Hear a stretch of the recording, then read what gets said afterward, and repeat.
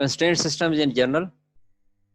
तो ये हमने किसी भी n पार्टिकल सिस्टम के जो कोऑर्डिनेट्स को, पोजीशन कोऑर्डिनेट्स को हमने जनरलाइज कोऑर्डिनेट से रिलेट किया है और जनरलाइज कोऑर्डिनेट्स को उसकी पोजीशन से रिलेट किया हुआ है। और दूसरी बात ये है कि generalize coordinates, number of generalized coordinates is the smallest number that allows the system to be parameterized in this way। यानी जनरलाइज कोऑर्डिनेट्स मिनिमम है जो कोऑर्डिनेट्स की पोजीशन जिसके अलोंग जो है हमारे कोई भी ऑब्जेक्ट जो है मूव कर सकता है। The n number of generalized coordinates for n particles। अब देखिए n number of particles, n number of generalized coordinates n particles के लिए है, तो उसके लिए 3n से ज्यादा जो है generalize coordinates for n number of particles, वो 3n से ज्यादा नहीं हो सकते, क्योंकि एक पार्टिकल के लिए क्या होता है, फ्री मूव करने के लिए 3 डायमेंशन में 3 कोऑर्डिनेट्स रिक्वायर्ड हैं, और n पार्टिकल्स के लिए क्या होंगे, फिर 3n होंगे। और दूसरी बात यह है कि generalize coordinates particles maximum 3n हो सकते हैं, लेकिन 3n से कम भी हो सकते हैं। अगर किसी कोऑर्डिनेट के अलोंग रिस्ट्रिक्शन हम लगा देते हैं तो फिर 3n से क्या होंगे, कम होंगे। अब ये देखते हैं, एक एग्जांपल दी गई। फॉर एग्जांपल रिजिड बॉडी के लिए क्या नंबर ऑफ पार्टिकल्स n है, तो the number of particles in n may be 10 raised power 23, यानी मैक्सिमम किसी रिजिड बॉडी में नंबर ऑफ पार्टिकल्स क्या होंगे, 10 रेज़्ड पावर 23 पॉसिबल है अगर एवोगाड्रो नंबर के बराबर। एवोगाड्रो नंबर से आप नंबर से फेमिलियर होंगे। तो number of generalized coordinates n will be 6 किसी पार्टिकल के लिए, तो कितने होंगे, 3 कोऑर्डिनेट्स किसके लिए, पोजीशन के लिए, position of centre of mass के लिए, और 3 कोऑर्डिनेट्स किसके लिए, बॉडी के लिए, बॉडी के ओरिएंटेशन के लिए। अब रिलेशन जो 7.34 और 7.35 हमने डिस्कस किए हैं, कंसीडरिंग इन्हें दोबारा देखते हैं सिंपल पेंडुलम के लिए। तो सिंपल पेंडुलम में क्या हमारे पास 1 पार्टिकल है और 2 कोऑर्डिनेट सिस्टम में वो मूव कर रहा है, तो इसके लिए हमारे पास फिर क्या होंगे, इसकी पोजीशन क्या होगी, position will be defined by x and y। This will be equal to x is equal to l sin phi और y is equal to l cos phi। अगर आप इस एग्जांपल को देखें, आपके पास इस फिगर में 7 पेंडुलम की फिगर में देखें, अगर आपके पास ये फिगर में देखें, आपके पास अलोंग x एक्सिस, अगर आप राइट एंगल ट्रायंगल में देखें, अलोंग x एक्सिस क्या है, l sin phi, और अलोंग y एक्सिस क्या है, l cos phi। तो हमारे पास ये दोनों कोऑर्डिनेट्स इसके लिए सिंपल पेंडुलम के लिए हमारे पास आएंगे l sin phi और l cos phi। 2 cartesian coordinate system x y जो है in terms of generalized coordinate phi हम इस तरह उन्हें लिख सकते हैं। ये तो था सिंपल पेंडुलम के लिए। अगर हम इस एग्जांपल को थोड़ा सा एक्सटेंड करते हैं, हम सिंगल पेंडुलम पर या डबल पेंडुलम में ले लेते हैं। आगे नेक्स्ट पेज पे फिगर है, मैं आपको ये देखें, हमारे पास अगर सिंगल पेंडुलम पे जाएगा, डबल पेंडुलम हो तो फिर क्या होगा। अब देखें, ये पहले पेंडुलम यहाँ पे आपके पास, और पहले पेंडुलम के साथ एक और पेंडुलम कनेक्टेड है। अब आपने इसे थोड़ा सा फिगर को सामने रखना है। तो जो पहला पेंडुलम है, जो जिसकी लेंथ क्या है, L1 है, और दूसरे पेंडुलम की लेंथ क्या है, L2 है, लेकिन दूसरे पेंडुलम का जो पॉइंट ऑफ सस्पेंशन है वो फर्स्ट पेंडुलम है। तो ये चीज आपने ध्यान में रखनी है। अब हम ये देखते हैं कि L1 के जो दोनों कंपोनेंट्स हैं, पेंडुलम 1 के जो कंपोनेंट्स हैं, वो x कंपोनेंट क्या होगा, L1 sin phi 1, और y कंपोनेंट क्या होगा, L1 cos phi 1। तो उसकी पोजीशन क्या हो जाएगी विद रिस्पेक्ट टू सस्पेंशन। तो हमारे पास R1 इज इक्वल टू क्या होगा, L1 sin phi 1 and L1 cos phi 1। ये R1 phi 1 यानी ये फर्स्ट पेंडुलम की हमारे पास पोजीशन को रिप्रेजेंट कर रहा है।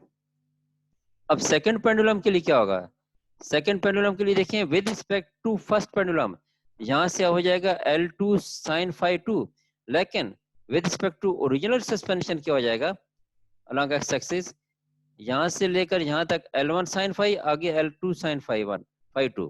तो हमारे पास क्या हो जाएगा, L1 sin phi 1 plus L2 sin phi 2, और इसी तरह अलोंग y एक्सिस क्या हो जाएगा, L1 cos phi 1 plus L2 cos phi 2। ये पोजीशन है हमारे पास सेकंड पेंडुलम की। अब देखें, सेकंड पेंडुलम के लिए जो डिपेंडेंस है मूवमेंट की, वो 2 कोऑर्डिनेट्स पे है, phi 1 और phi 2 पे, जबकि फर्स्ट पेंडुलम की जो डिपेंडेंस है मोशन को किस पे, सिर्फ एक ही जनरलाइज्ड कोऑर्डिनेट phi 1 पे। तो ये थोड़ा सा डिफरेंस आपने ध्यान में रखना है। यहाँ पे एक और एग्जांपल हम लेते हैं, उसकी पोजीशन को हम चेक करते हैं कि जनरलाइज कोऑर्डिनेट्स के अकॉर्डिंग क्या होगी। इसमें ये है कि हमारे पास ये फिगर आपके पास 7.4 आपके सामने है, फिगर 7.4। इसमें क्या चीज है कि pendulums position relative to accelerating, जो आपके पास जो मूवमेंट है, यहाँ आपके पास इस सिस्टम एक किसी गाड़ी में है या कार में है, तो कार के फ्रेम ऑफ रेफरेंस में हमारे पास पेंडुलम एग्जिस्ट कर रहा है। तो कार के फ्रेम ऑफ रेफरेंस में इसकी मूवमेंट क्या होगी और आउटसाइड पे इसकी क्या होगी। If we wish to specify the above position relative to an inertial frame, we can choose a frame fixed relative to the ground, and we can easily express the position relative to this ground. हमारे पास ये सूरत आ रहा है। देखिए ना, हमारी गाड़ी move कर रही है, तो ये इसकी मूवमेंट क्या है, और वो जो डिस्प्लेसमेंट है that is equal to half AT square. हमारे पास पेंडुलम की फिर क्या होगा, L will be defined by x and y, and this is equal to L sin phi plus half AT square। देखिए ना, along x axis मूवमेंट क्या है, L sin phi तो है इसी, ये इसके अपने फ्रेम ऑफ रेफरेंस के अंदर, और ये फ्रेम ऑफ रेफरेंस इटसेल्फ जो ग्राउंड के अकॉर्डिंग मूव कर रहा है, उसकी मूवमेंट क्या है, हाफ AT स्क्वायर। तो टोटल ये कंपोनेंट क्या हो जाएगा, L sin phi plus half AT square. और वर्टिकल तो फिक्स्ड रहता है, वो क्या है, L cos phi। तो यहाँ पे इसके जनरलाइज कोऑर्डिनेट फिर क्या हो जाएंगे, फाई तो है ही सही, और दूसरा इसकी टाइम पे भी डिपेंडेंस है। ये फ्रेम ऑफ रेफरेंस की अपनी जो मूवमेंट है विद रिस्पेक्ट टू टाइम, उसकी डिपेंडेंस किस पे है, टाइम पे। तो इस तरह हमारे पास इसकी जो ओवरऑल पोजीशन होगी वो टोटल उसकी क्या हो जाएगा, R phi t, यानी इसके हमारे पास दो कोऑर्डिनेट्स हो जाएंगे। तो ये डिफरेंट सिचुएशंस के लिए आपने जनरलाइज कोऑर्डिनेट्स देख लिए हैं।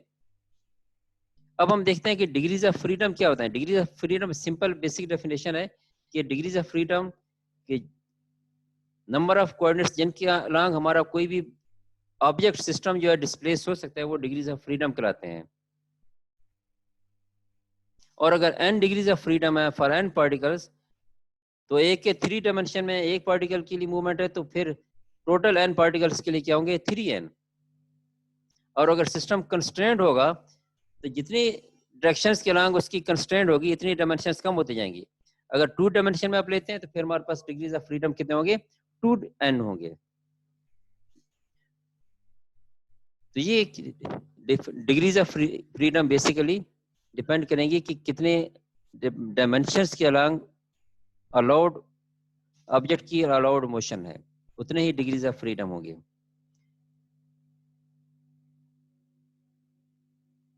और दूसरी बात यह है कि